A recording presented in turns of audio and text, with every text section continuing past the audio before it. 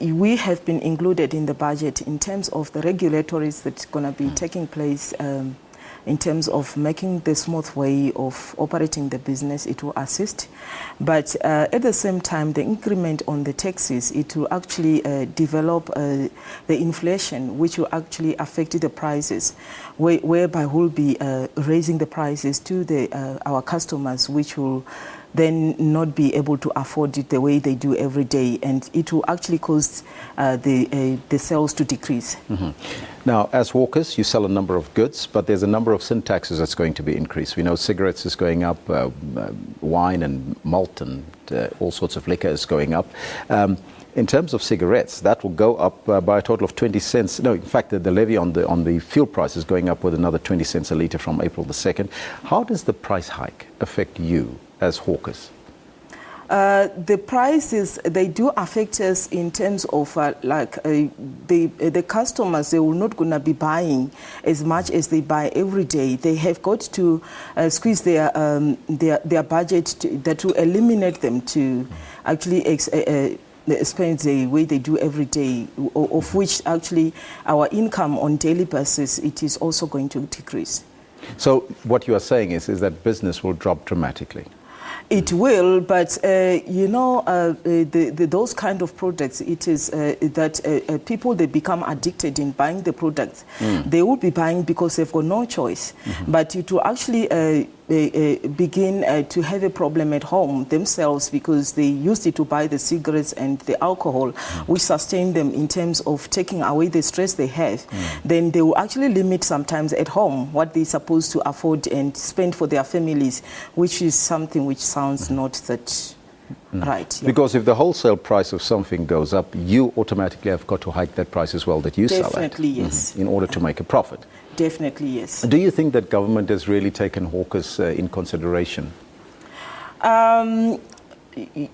Partially, I would say yes, but they also do not have the choice, just because the economic crisis is actually developing in many different countries all over the world. No, because why I'm asking this question, because I want to find out from you if government is really assisting the informal traders out there. They do assist informal traders in terms of sort of like the cooperatives that are being formed. They actually offering the grant. They are supporting also with the 350 incentive, which is between 10,000 to 350, and there is also the equipment grant that they are offering, and they're also in the manufacturing industry. There is also the grant that they are offering, which will also be able to assist those who are growing their businesses. And do you think that that's enough? Not really. There's still some more to come. You know, whenever there is something comes up, there is always something needed to resolve the matter. But what we actually, if the government could request, what we could actually request, if the government will be able to assist the SMEs as individual, the hawkers, because there are some who are very passionate in beginning the business, but when the business is starting to grow, they sometimes fail to grow this business. If there can be budget allocated for that, for the startups, whereby they will be able to use that money to utilize into their businesses as a profit making, as we look at this industry as one of the actually economic development industry. Now, for those startups, is it only financial assistance that is required, or what else do they require? What is mostly required, it is financial and skills. We lacking lots of skills. What sort of skills are we talking about? Like financial skills, also, developmental skills. Those are the most parts that are needed. And some education, part of it, like most of our people who are in the streets, they have been actually fighting for this apartheid when it was happening. And most of them, they did not have the chance to educate themselves. They eventually got into the business of trading in the streets. But then they still need that education to take place in them to actually match up with the current situation now, which is actually the information technology is actually lacking, and we've got to run around with it so that we could be able to comply.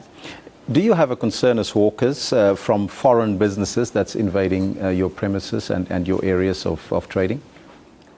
We used to have it before, and sometimes it's happening now, but we're trying by all means to make sure that the citizens are able to actually be facilitated and be educated, all this education which the foreigners are bringing, so that they can also learn to do the same and be able to support themselves and their families as well. So to take those skills that the foreigners are bringing and utilize that for their own benefit, because we've seen a number of clashes between people of foreign shop owners in the townships, where people actually combining, these foreigners are combining and buying in bulk, where our people don't do that, and that of course leave you in the dark as a trader. Have you found that that is a problem? It is a serious problem, yes. But what I'm also seeing right now is this. We have got to learn more from these people to benefit our own people here in South Africa, because it's a serious challenge. And the other thing we also need is that to have unity among ourselves. We should teach ourselves. Life coaching is another, actually, one of those skills that has to be taught to people. We have to like each other. Let us work together.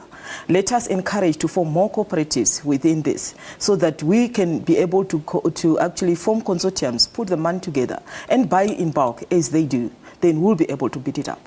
Some wonderful advice there from Kangara. Thank you so much for joining us here in studio, and let's hope that the budget for next year is in your favor more. Thank you.